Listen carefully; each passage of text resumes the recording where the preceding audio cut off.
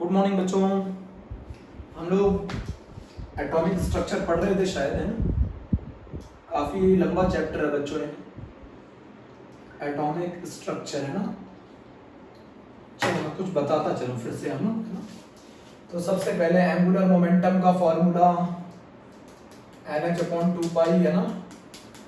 पहला formula underline कर लीजिए, mvr = NH/2। अच्छा ये बताओ वेलोसिटी का क्या फॉर्मूला होता है?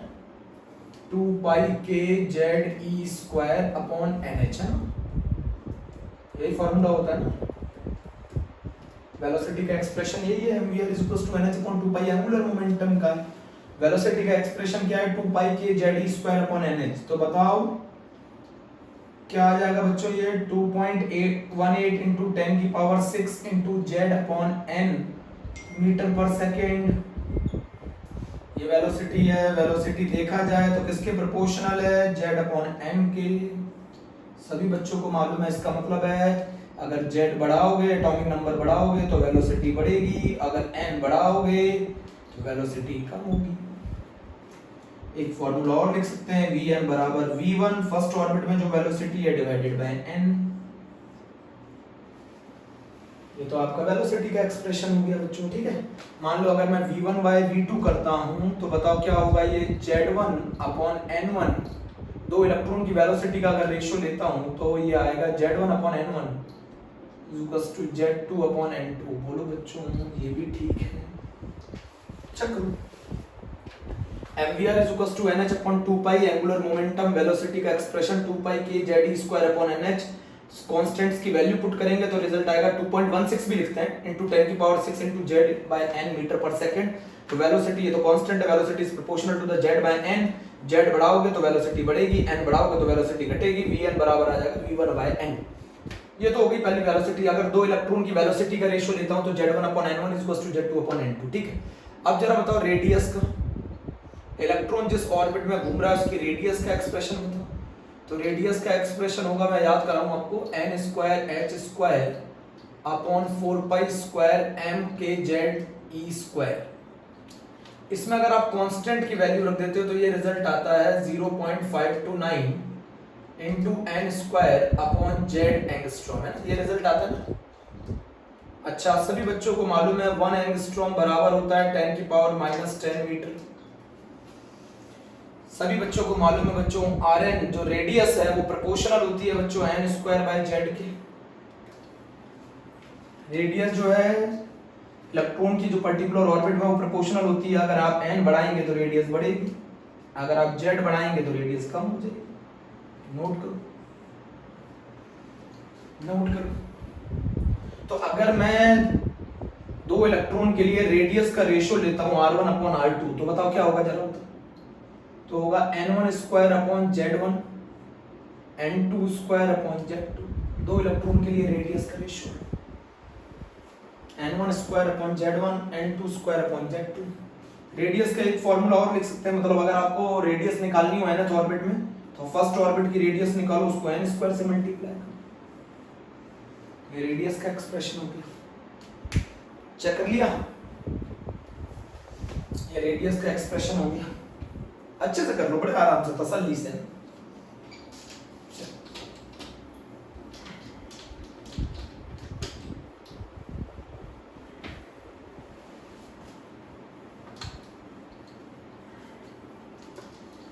सब एक साथ फॉर्मूले लिख लो आप लोग, है ना, अच्छे से। इनको बार बार रिवाइज करो, आपका टॉपिक क्लियर हो जाएगा। अब बच्चों एनर्जी देखो इधर, आपको मालूम है टोटल एनर्जी को हम लोग En से लिखते हैं। En बराबर होता है -2π² m e⁴ k² Z²/n²h²। इसकी वैल्यू को सॉल्व करोगे तो कितना आएगा? ये टोटल एनर्जी है -13.6 × Z²/n² इलेक्ट्रॉन वोल्ट पर एटम। बोलो बच्चों, तो यहां लिख सकते हैं En जो है वो प्रोपोर्शनल है -kZ²/n² के। माइनस लगाया हुआ है, जरा देखना। अगर आप n बढ़ाओगे तो ये मैग्नीट्यूड वाइज कम होगी, माइनस है तो E की n की वैल्यू बढ़ेगी, और अगर आप Z बढ़ाओगे तो En की वैल्यू घटेगी। बोलो बच्चों, टोटल एनर्जी का एक्सप्रेशन ये -2 square 2 pi square me4k square z square upon n square h square है ना। बोलो जल्दी से, बोल दो जल्दी से, सही है। एक रिलेशन लिख लो, 1 इलेक्ट्रॉन वोल्ट आपको अच्छी तरह मालूम है, जूल में कन्वर्ट करो 1.6 × 10⁻⁻19 जूल। अच्छा 1 एटम बराबर कितना मोल होता है, एक एटम में कितने मोल होते हैं, 1/6.022 × 10⁻23 मोल। 1 इलेक्ट्रॉन वोल्ट पर एटम, मैंने कल भी रिलेशन सिखाया था, 23.1 किलो कैलोरी पर मोल या फिर 96.5 किलो जूल पर मोल, ये रिलेशन होता है। अगर आपको मान लो एनर्जी किलो जूल पर मोल में निकालनी है तो अब इलेक्ट्रॉन वोल्ट पर एटम में निकाल लो, उसे डिवाइड, उसे मल्टीप्लाई कर दो 96.5 से, तो किलो जूल पर मोल में आ जाएगी।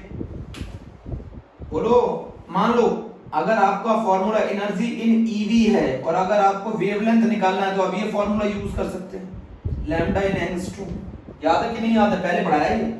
Lambda in angstrom is equals to 12400 upon energy in eV. बोलो, ये भी फॉर्मूला लिख लो, जल्दी करो। टोटल एनर्जी का एक्सप्रेशन है, टोटल एनर्जी का एक्सप्रेशन En बराबर -2 pi square me4k square z square upon n square h square. 1 electron volt is equals to 1.6 × 10⁻⁻19 joule. 1 atom is equals to 1/6.022 × 10⁻23 mole. 1 electron volt में कितने kilo calorie होता है, 23.1 kilo calorie पर मोल होता है, 96.5 kilo joule पर मोल होता है।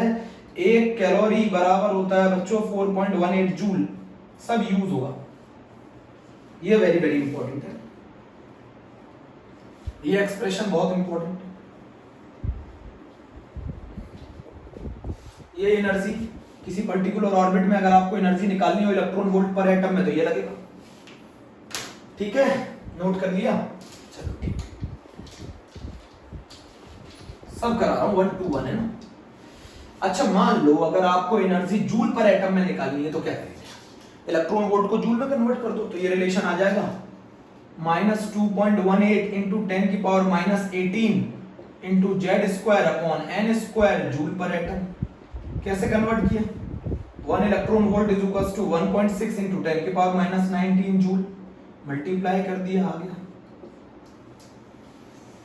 तो एनर्जी अगर आपको टोटल एनर्जी जूल पर एटम में निकालनी है तो ये वाला फॉर्मूला लगाओ, इलेक्ट्रॉन वोल्ट पर एटम में निकालनी है तो ये वाला फॉर्मूला लगाओ, किलो जूल पर मोल में निकालनी है तो 96.5 से मल्टीप्लाई कर दो। चलो पहला क्वेश्चन करते हैं, question number 1। If an electron is excited from n is equals to 1, n is equals to 2 energy level, calculate the energy of photon required, calculate the energy of photon required। कितनी energy का photon required होगा, energy of photon required, calculate the energy of photon required. Note किया, अगर एक electron को n बराबर 1 से n बराबर 2 में पहुंचाते हैं एनर्जी लेवल में, तो बताओ उसे कितनी एनर्जी की रिक्वायरमेंट होगी फॉर हाइड्रोजन एटम। ये कहानी किसके लिए है, यहाँ पे लिख लो, फॉर हाइड्रोजन एटम। हाइड्रोजन के लिए Z कितना होता है, फॉर हाइड्रोजन एटम, हाइड्रोजन के लिए Z कितना होता है, 1 होता है। If an electron is excited from n बराबर 1 to n बराबर 2 energy level for hydrogen atom, calculate the energy of photon required। अच्छा ये बताओ, ये n बराबर 2 है, ये n बराबर 1 है, हमारा इलेक्ट्रॉन इधर है, उस इलेक्ट्रॉन को यहाँ पहुंचाना है, तो बताओ वो कितनी एनर्जी का फोटोन एब्जॉर्ब करेगा जिससे वो यहाँ से यहाँ पहुंच जाए। ये सारी कहानी हाइड्रोजन एटम के लिए। हाइड्रोजन एटम में Z बराबर 1 होता है, तो फर्स्ट एनर्जी लेवल में बताओ एनर्जी कितनी होगी, -13.6 अपॉन 1 का स्क्वायर। सेकंड एनर्जी लेवल में कितनी होगी, -13.6 अपॉन 2 का स्क्वायर। Z स्क्वायर तो 1 हो जाएगा ना, अरे Z तो 1 है हाइड्रोजन एटम के लिए, लगाओ या मत लगाओ क्या फर्क पड़ता है। -13.6 अपॉन 4 माइनस का 3.4 इलेक्ट्रॉन वोल्ट हो जाएगा, ये माइनस का 13.6 इलेक्ट्रॉन वोल्ट होगा। बोलो हो गया सही, बोलो इतनी एनर्जी का फोटोन आपको रिक्वायर्ड है, कितनी एनर्जी का फोटोन रिक्वायर्ड है, तो वो होगा डेल्टा ई। इतनी एनर्जी का फोटोन, कितनी एनर्जी का फोटोन चाहिए, इतना जितना इनके बीच में डिफरेंस है, तो E2 माइनस E1 एनर्जी का फोटोन चाहिए। डेल्टा ई एनर्जी का फोटोन अगर आप ये इलेक्ट्रॉन एब्जॉर्ब करेगा डेल्टा ई एनर्जी, इतनी एनर्जी होगी फोटोन की जिसे ये इलेक्ट्रॉन एब्जॉर्ब करेगा, तब ये यहां से यहां पहुंच पाएगा। मैंने बताया था कितनी एनर्जी का फोटोन एब्जॉर्ब करेगा, जितना इनके बीच में डिफरेंस है, डिफरेंस कितना है, final minus initial, E2 minus E1। इतनी एनर्जी का फोटोन अगर ये एब्जॉर्ब करेगा तो ये n बराबर 1 से n बराबर 2 में जाएगा हाइड्रोजन एटम के। तो बताओ सेकंड एनर्जी लेवल में कितनी एनर्जी है, -3.4, फर्स्ट में कितनी है, -13.6। तो बताओ ये कितना आ गया, 10.2 इलेक्ट्रॉन वोल्ट आ गया। इतनी एनर्जी का फोटोन अगर ये एब्जॉर्ब करेगा तो ये n बराबर 1 से n बराबर 2 में पहुंच जाएगा। कितनी एनर्जी का फोटोन, जल्दी बताओ मुझे, कितनी एनर्जी का फोटोन अगर ये एब्जॉर्ब करेगा तो ये n बराबर 1 से n बराबर 2 में पहुंच जाएगा, 10.2 इलेक्ट्रॉन वोल्ट का। अब वो हमसे क्वेश्चन पूछ रहा है, calculate the wavelength of photon required. Second part पूछ रहा है, calculate the wavelength of photon required. अरे भाई बहुत आसान क्वेश्चन है। लोअर एनर्जी लेवल से हायर एनर्जी लेवल में जाने के लिए इलेक्ट्रॉन क्या करेगा, फोटोन को एब्जॉर्ब करेगा। तो कितने एनर्जी का फोटोन वो एब्जॉर्ब करे कि यहां से यहां पहुंच जाए। जितना इनके बीच में डिफरेंस आएगा एनर्जी का, डिफरेंस कितना आएगा, E2 माइनस E1। E2 की एनर्जी कितनी है, सेकंड में कितनी एनर्जी है, -3.4, E1 में कितनी एनर्जी है, -13.6। 10.2 इलेक्ट्रॉन वोल्ट का फोटोन वो अगर एब्जॉर्ब करेगा तो n बराबर 1 से n बराबर 2 में पहुंच जाएगा। Calculate the wavelength of photon required. कितनी वेवलेंथ चाहिए फोटोन की, तो फोटोन की एनर्जी किसके बराबर होती है, याद है नहीं याद है, h न्यू के। h न्यू किसके बराबर होता है, hc/लैम्डा के। hc/लैम्डा कितने के बराबर आएगा, 10.2 इलेक्ट्रॉन वोल्ट। अब बच्चों यहाँ समझने वाली बात है, यूनिट का कन्वर्जन समझना है। यहाँ h की जो यूनिट होती है वो जूल में होती है और यहाँ एनर्जी इलेक्ट्रॉन वोल्ट में। तो इसे कन्वर्ट कर लो। hc/लैम्डा is equals to 10.2 into 1.6 into 10 की पावर -19 जूल। बच्चों अगर हम इससे सॉल्व करेंगे, h की वैल्यू रख दोगे, क्या आएगी, h की वैल्यू 6.6 into 10 की पावर -34, c की वैल्यू रख दोगे 3 into 10 की पावर 8, ये आ जाएगा 10.2 into 1.6 into 10 की पावर -19 और ये आ जाएगा वेवलेंथ। इससे वेवलेंथ निकालोगे, कैलकुलेशन काफी ज्यादा डिफिकल्ट आएगी। चलो शॉर्टकट लगाते हैं। क्वेश्चन समझ में आया। अगर हम एक इलेक्ट्रॉन को फर्स्ट एनर्जी लेवल से सेकंड एनर्जी लेवल पर जंप करा दें तो बताओ कितनी एनर्जी का फोटोन वो एब्जॉर्ब करेगा। तो बहुत आसान तरीका है, final energy minus initial energy, E2 minus E1। तो हमें मालूम चल गया 10.2 इलेक्ट्रॉन वोल्ट का फोटोन एब्जॉर्ब करेगा। अब हमसे क्वेश्चन पूछ रहा है, calculate the wavelength of photon required. Photon की जो एनर्जी होती है वो किसके बराबर होती है, h न्यू किसके बराबर होता है, hc/लैम्डा। कितनी आ गई, 10.2 इलेक्ट्रॉन वोल्ट। गलती कर जाओगे, यहाँ h जूल में होता है तो ये भी जूल में चाहिए, h जूल में होता है तो ये भी जूल में चाहिए। तो hc/लैम्डा is equals to 10.2 into 1.6 into 10 की पावर -19 जूल। h की वैल्यू रखी जूल में 6.6 into 10 की पावर -34, c की वैल्यू रखी 3 into 10 की पावर 8। लैम्डा निकाल लोगे इससे, बट इससे बहुत लंबा आएगा वेवलेंथ, कैलकुलेशन करना डिफिकल्ट है। चलो शॉर्ट ट्रिक लगाते हैं, याद करें शॉर्ट ट्रिक। चलो बच्चों शॉर्ट ट्रिक लगाते हैं, बहुत आसान है। शॉर्ट ट्रिक लगाते हैं। शॉर्ट ट्रिक बताओ, शॉर्ट ट्रिक क्या होगी। शॉर्ट ट्रिक होगी, आपको मैंने बताया था, अगर आपको वेवलेंथ एंगस्ट्रॉम में निकालनी हो तो 12400 अपॉन एनर्जी इन ईवी। बोलो याद आ गया नहीं आ गया, लैम्डा इन एंगस्ट्रॉम बराबर कितना वेवलेंथ का फोटोन एब्जॉर्ब करेगा, 12400 अपॉन 10.2। इससे वेवलेंथ आ जाएगी आपकी एंगस्ट्रॉम में। ये शॉर्ट ट्रिक है बच्चों, नोट कर लो, ये शॉर्ट ट्रिक है। तो हमने क्वेश्चन कर लिया कि कितने वेवलेंथ का फोटोन हमें रिक्वायर्ड है इलेक्ट्रॉन को कहां से कहां जंप कराने के लिए, n बराबर 1 से n बराबर 2 में जंप कराने के लिए। अच्छा क्वेश्चन है। चलो बहुत इंपॉर्टेंट बात बताने जा रहा हूं, पहले इतनी कहानी लिख लो। इस मेथड से करेंगे तो ये लॉन्ग मेथड है बच्चों, इस मेथड से करेंगे तो ये लॉन्ग मेथड है बच्चों, इस मेथड से करेंगे तो ये लॉन्ग मेथड है, ये लॉन्ग मेथड है बच्चों, ये लॉन्ग मेथड है, ये शॉर्ट मेथड है, ये ट्रिक है बच्चों, नोट करो। मुझे उम्मीद है तुम्हें समझ में आ रहा है, मुझे उम्मीद है तुम्हें समझ में आ रहा है। चलिए यहां तक की कहानी हो गई। चलिए बहुत इंपॉर्टेंट बात बताने जा रहा हूं, ध्यान से सुनिएगा।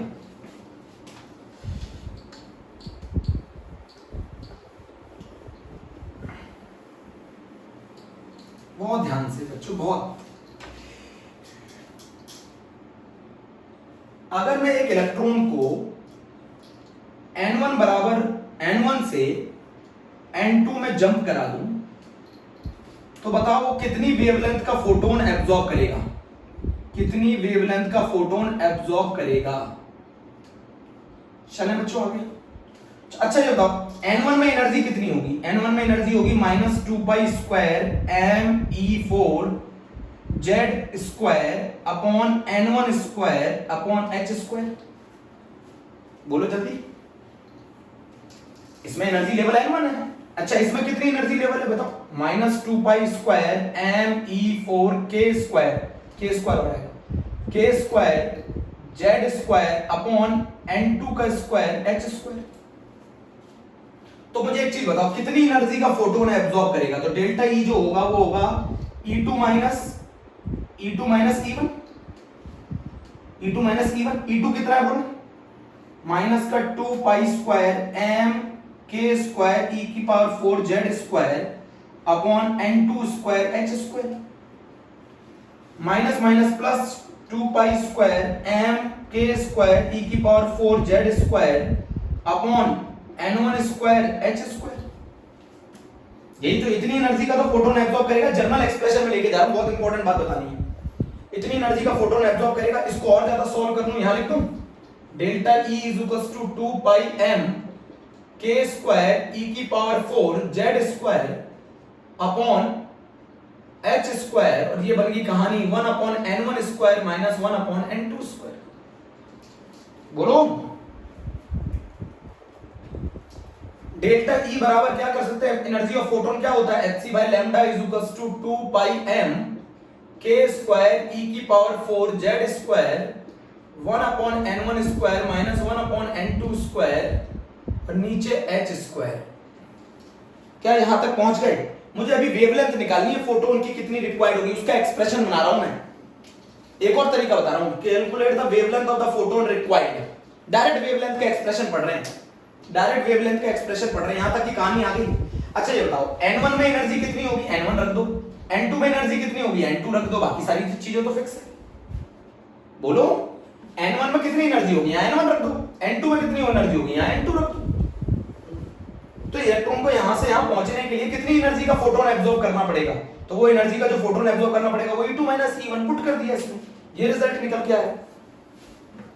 बहुत आसान है, जर्नल एक्सप्रेशन से सॉल्व कर रहा हूं मैं, डायरेक्ट वेवलेंथ का फार्मूला बता रहा हूं जो कि हमें रिक्वायर्ड है। वेवलेंथ का डायरेक्ट फार्मूला क्या रिक्वायर्ड होगा, बोलो बच्चों।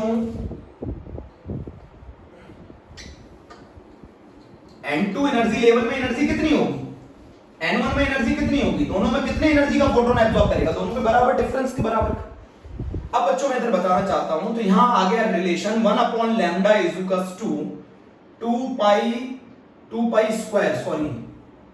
2π² बच्चों, 2π² सही कर लेना, 2π² होगा 2π²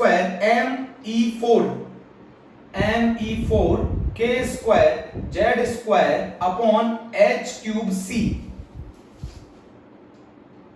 सही है, 1/n1² माइनस 1/n2²।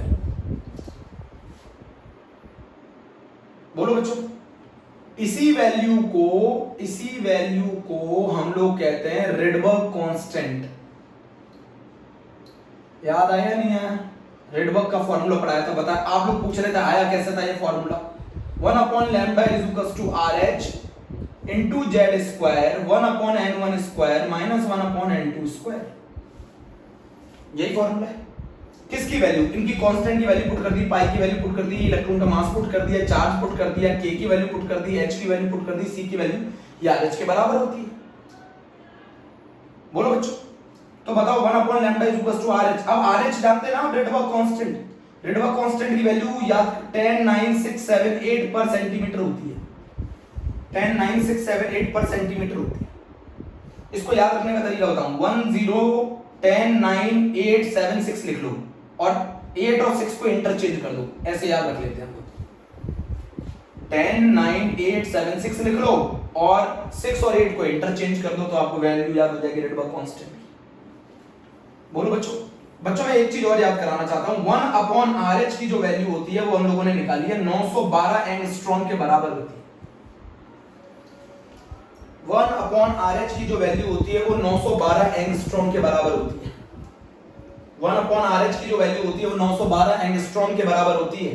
पुट करें, चलो लैम्डा बराबर क्या आ जाएगा बताओ, 1/RH into z² 1/n1² minus 1/n2², यही आ जाएगा ना।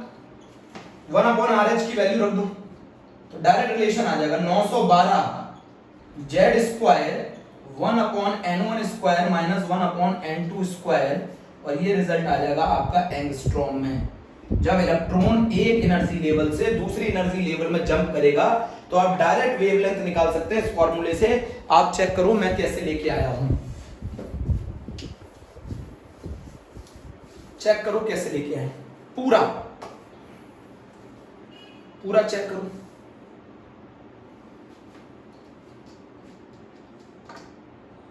पूरा चेक करो। अब मैं आपको क्वेश्चन करके बताता हूं, वही क्वेश्चन करके बताता हूं।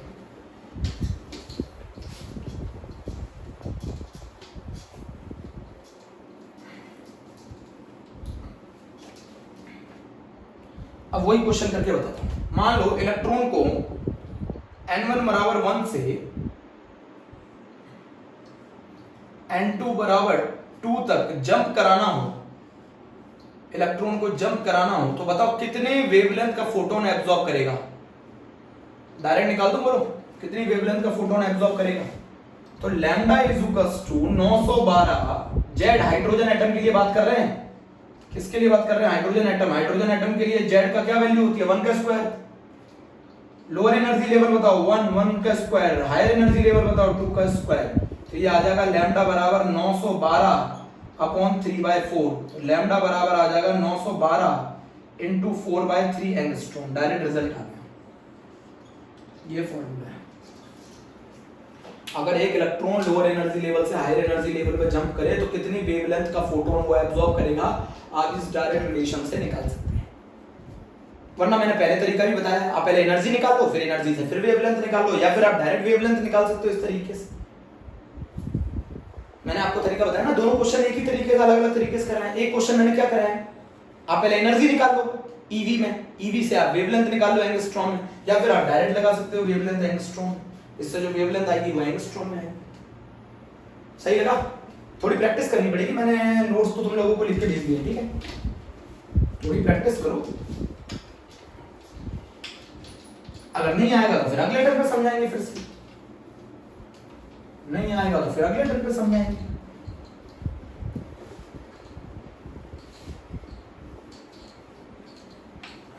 अच्छा ये बताओ, इंपॉर्टेंट पोर्शन है, time taken by electron to come for one complete revolution. एक कंप्लीट रिवॉल्यूशन करने में कितना टाइम लगेगा इलेक्ट्रॉन को? तो अगर एक इलेक्ट्रॉन एक सर्कुलर पाथ में घूमता है, time taken by electron for complete one revolution, एक इलेक्ट्रॉन को कंप्लीट रिवॉल्यूशन करने में कितना टाइम लगेगा?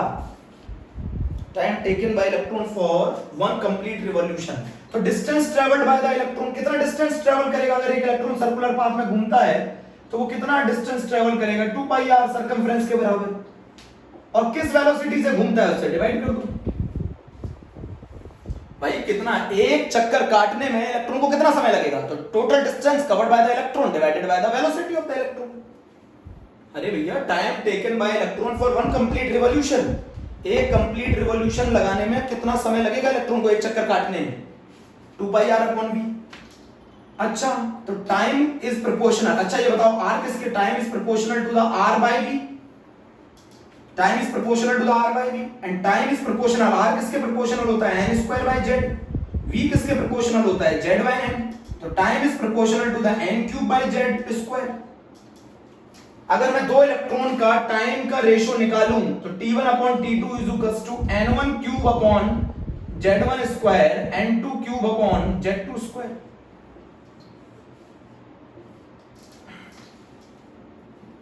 Time taken to complete one, time is proportional to the r by v। Time is proportional, r किसके प्रोपोर्शनल होता है? n square by z। v किसके प्रोपोर्शनल होता है? z by n। तो time is proportional to the n cube by z square. अगर मैं दो इलेक्ट्रॉन के टाइम का रेशियो लूं तो वो आएगा n1 cube upon z1 square, n2 cube upon z2 square. जल्दी बोलो, जल्दी बोलो, क्लियर है? बोलो, ठीक है। अब भैया आपको पूरा सही से पढ़ना पड़ेगा, वैसे तो नहीं हो सकता। ये इतना छोटा टॉपिक तो है नहीं कि जो इतनी आसानी से हो जाए। एक चक्कर काटने में इलेक्ट्रॉन को लगने वाला समय पता लगा लोगे? चलो एक क्वेश्चन करो, एक क्वेश्चन करो। Time period for electron in third orbit of helium plus. एक क्वेश्चन करते हैं, कितना टाइम लगेगा इलेक्ट्रॉन को third orbit of helium plus, मतलब n की वैल्यू मिल गई 3 और z की वैल्यू मिल गई 2। चलो हीलियम प्लस के लिए z की वैल्यू 2 होती है।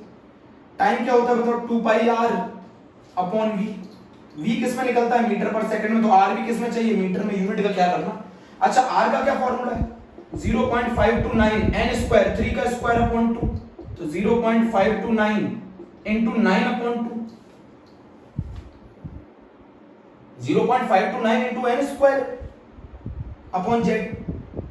वेलोसिटी का क्या फॉर्मूला है, 2.18 into 10 की पावर 6 into यहाँ पे 10 की पावर -10 से मल्टीप्लाई करोगे तब रिजल्ट मीटर में आएगा, वरना एंगस्ट्रॉम में आएगा। ये रिजल्ट तो एंगस्ट्रॉम में, मीटर में कन्वर्ट करूं, 2.186 into z की वैल्यू 2 अपॉन n3 मीटर पर सेकंड। इन दोनों वैल्यू को यहां रख दूं तो टाइम बराबर हो गया 2 पाई 0.529 into 9 upon 2 into 10 की पावर -10 डिवाइडेड बाय 2.18 into 10 की पावर 6 into 2 upon 3 मीटर पर सेकंड। ये मीटर सॉल्व कर लेना, आ जाएगा टाइम पीरियड। ये सॉल्व कर लेना, आ जाएगा time period. Time period for electron in third orbit of helium plus, r निकाल लिया, वेलोसिटी निकाल ली, इस फॉर्मूले में पुट कर दिए। ठीक है, कर लोगे, बहुत आसान है, फॉर्मूला बेस्ड टॉपिक है, अच्छे से फॉर्मूला पढ़ लो। अगला क्वेश्चन कर लो, अगला भी कर लो, अगला क्वेश्चन करो। Calculate the ratio of time period, calculate the ratio of time period of electron in third orbit of helium plus and second orbit of lithium plus 2। अब भैया lithium plus 2 का z तो आपको मालूम होगा ना, lithium plus 2 का z तो आपको मालूम होगा। अच्छा आपको मैंने अभी सिखाया था T1 अपॉन T2 का रेशो, दो इलेक्ट्रॉन का रेशो कितना होता है बोलो, n1 cube upon z1 square, n2 cube upon z2 square. अच्छा पहले वाले के लिए कौन सा ऑर्बिट है, थर्ड का, तो 3 का क्यूब और z कितना होता है 2 का स्क्वायर। दूसरे वाले के लिए ऑर्बिट कौन सा है, 2 का क्यूब, z कितना होता है 3 का स्क्वायर। तो ये आ गया 27/4 डिवाइडेड बाय 8/9, तो ये आ गया 243/32। इजी क्वेश्चन था, 243/32, but only for JEE, not for school level. ये स्कूल लेवल में नहीं पूछा जाता। जल्दी कर लो, एक चक्कर काटने में लगेगा इतना समय, time to complete one revolution.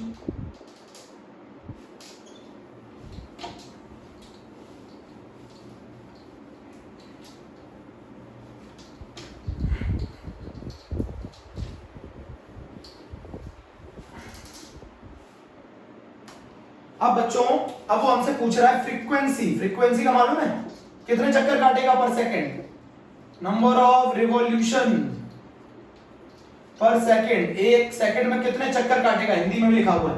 Frequency बोल लो, नंबर ऑफ रिवॉल्यूशन पर सेकंड बोलो, 1/t बोल लो, तो क्या रिलेशन आ जाएगा फॉर्मूला, v/2πr। कितने रिवॉल्यूशन लगाएगा पर second electron, number of revolution पर सेकंड। दैट्स ऑल बच्चों, पूरा टॉपिक कंप्लीट 1 to 1। सही लगाओ, बताया करो भैया, मैसेज लिखकर 11th वाले बच्चों बिल्कुल रिस्पॉन्स नहीं है आप लोगों का। Okay, thank you.